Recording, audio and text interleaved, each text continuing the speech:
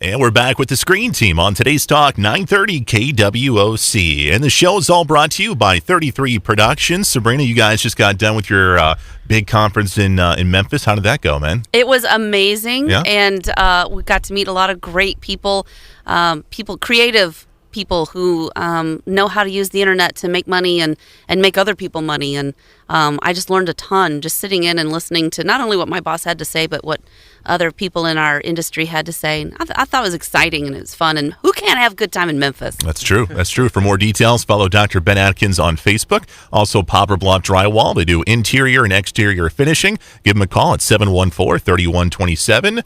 And also, finally, Whitworth Gift Chest Jewelers, where Walmart is next door to us. Steve, I know you're getting ready for your big Black Friday sale, correct? That is correct. Yeah, we'll have 20% off everything store-wide, excluding Pandora. They don't allow you to discount, and we'll be serving refreshments. We'll have a $100 gift certificate drawing, and you can, while you're in the store, there's the community-wide $2,000 shopping spree, Chamber of Commerce shopping spree, and you can register for that. But we'll feed you and entertain you, and you can see the latest in our exciting styles. And what time do you guys open on Friday? We're just going to open up at our regular time. Not going to get up early, 9:30. Yeah, I like 9:30. that. We'll be open I till like 7. that. We'll be open till 7 on Friday, and we'll extend the sale all through the next day on Saturday too. Very good. It's all at Whitworth Gift Chest Jewelers, where Walmart is next door to us.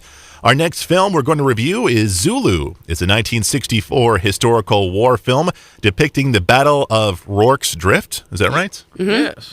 Between the British Army and the Zulus back in 1879. Steve, tell us about when was the first time you saw this movie? I saw this. I think it was a $1 million movie on like like Channel 3 out of St. Louis, or maybe Channel 2, the ABC affiliate. They'd run an afternoon movie, for housewives and kids who were out of school or whatever. Of course. And I thought, wow, this is cool.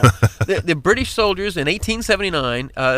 There was a movie, Zulu Dawn, one of Burt Lancaster's last movies, that was the sequel to this, made like 20 years, like it was the prequel, made 20 years after this movie. Really? And it was about a British force of like 1,500 British soldiers, including African natives that were fighting with the British, that were just annihilated by 4,000 Zulu warriors. Well, the Zulu warriors, the British had just declared war on them, and so they fought back. And they decided to find the next British. They knew where the next British camp was. They were going to kill all the British there too. And so they descended on this little outpost where there's a field hospital, or a hospital, a pretty good-sized hospital for all these soldiers in the area, I guess, to convalesce. And so there are a lot of sick soldiers. There's 150 British soldiers altogether that have to try to stand off 4,000 Zulu warriors that now are armed with the rifles that they took off the dead British soldiers on the plains of whatever. I can't remember that engagement's name, but it's one of those desperate struggles, like the Alamo. Only this has a little better outcome, and they used real Zulu warriors in authentic garb. In fact, one of the guy who played the chief in this later became a major political figure in Africa. Really? Yeah. It's let me see. Was it? Anyway, he wound up being. I think he was like played by Zulu King. Played by Zulu King Sechwayo Kamumbande, his great-grandfather. No, the grandfather of the actual Zulu King played the Zulu King in this movie. Nice. It's just amazing. Yeah. So what was it about this film? You said the first time you saw it, you were just like, wow. What is it about this film that you like? Well, it's in the opening credits, it says introducing Michael Caine. This is one of Michael Caine's first movie roles, and we all know Michael Caine from so many movies. Yeah. And there's some of my great favorite. There's an actor named Nigel Green. He was the sergeant that you might have seen in the movie. He's fighting off. He shows you how to fight the Zulu spear with the bayonet, and he's just methodical. He's the one that whenever he sees somebody getting panicky, he said, "Calm down, lad." He's a big tough guy, but he talks very nicely. And when the crazy preacher goes berserk, he says, "That's good, lad. Now, let's calm down. Let's be a good gentleman." The British, I love the British stiff upper lip in some things. And a lot of these guys, they look kind of prissy and effeminate, to American standards, but to see them band together and fight with precision and with incredible courage.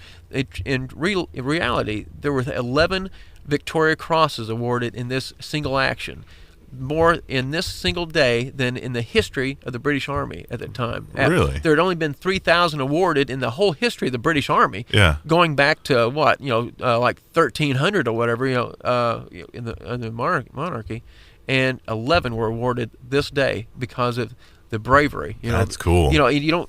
I remember Sabrina asked me, what were they fighting for? And that is the answer to that question of any military, any soldier anywhere, is the guy next to you. That's what you're fighting for. And these guys banded together and just were incredibly brave. And the Zulu warriors, they depicted them with honor and respect. The filmmakers. This movie was made in the '60s when people were kind of conscious of paying better respect to. In the old days they would show them as kind of primitive goofballs, but in this movie they showed their culture, and the preacher said this is a great people, and he spoke in reference of the Zulu, and they were very brave warriors. But I was reading some trivia on this movie, and when they were filming this movie, because of the apartheid going on at the particular time, they couldn't pay the Zulu tribe with money. So they paid him with animals. Wow. Which the animals that they had on the set and stuff like that, and that was far more valuable to them than the actual money was. Wow. Which I thought like was the Heifer Project. Yeah, I thought that was pretty interesting. Sabrina, did you find Zulu interesting at all? I did. I again had watched these at night, and it took me 2 nights to get through it, but I definitely wanted to get through it. Like it. I was like, we're gonna finish it, right? You didn't fast forward, did you? I didn't miss anything, because I wanted to see how it was resolved, and so I definitely bought into the story, and the characters I was fascinated with, and I kept thinking, okay, who is that? Oh, that's who that is, and just to see a very, very young. Michael Caine? Unattractive Michael Caine. He looks like a skinny wimp. Yeah. He is quite unattractive, really, as a young man. And I guess because you love his characters and his acting so much more as an older man, I don't think he's a pretty person at all, but you love he's him. More and distinguished you're now. more distinguished and endeared to him for other reasons than... But yeah, I just kept thinking, boy, you are one gnarly looking dude. But I loved his character. And even some of the other characters in there, Hitch and some of the others, you just want to go, wow, that is such a modern personality for an 1800s character. Hitch was the malingerer who didn't want to do anything. And yet you bought it Yeah. completely. You just like, I guess personality traits are a dime a dozen, because they're all going to come back at you eventually. Nothing new under the sun, really. But it's neat to see them in different settings and different environments. Yeah, in this movie, if you're looking for a movie and you compare it to today's movies, today you see the axe going, the spear going into the chest and the blood, and in these movies they had a sanitized environment. They couldn't show the blood and gore. So if you want to see blood and gore, although it's suggested, you won't see it in this movie. Right. But the action is real. And same way with Hondo, and the same way with Magnificent Seven. You might see a little bloody patch, but they didn't allow gore to be really depicted. Yeah. And so if you watch these movies, you'll be disappointed in that if you that's what you look for in a movie. But like we discussed with the other cinematography in this, they show the planes and they're full. You can see them coming. What I loved is you can hear the Zulu chants and they're coming. And the song that 4,000 voices together can create, and then the beating of the spears against the shields. Yeah. It just creates this. It's incredible. They said it sounded like a train. Yeah.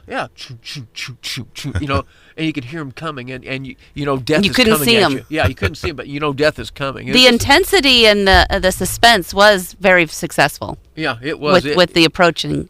I don't know if we're going out of time, but one of my favorite parts was after they calling roll, after they think maybe they just have to call roll, take a break. It might be the end of the battle, but they don't know. But they're calling roll, and that sergeant that I was talking about, played by Nigel Green, is calling off the roll, and he says, calls off one of them. He said, Hitch or whatever, I saw you. You're alive. And you hear this guy say, "Oh, I am. Oh, well, thank you very much." I am. But thank you very much. Now back to sick bay with you. Yeah. It's called Zulu, and you can find it. It's streaming on Netflix if you like, or you can find it on DVD. Coming up after the break, we're going to review a classic and awesome film called That Magnificent Seven. It's coming your way next on Today's Talk 930 KWOC.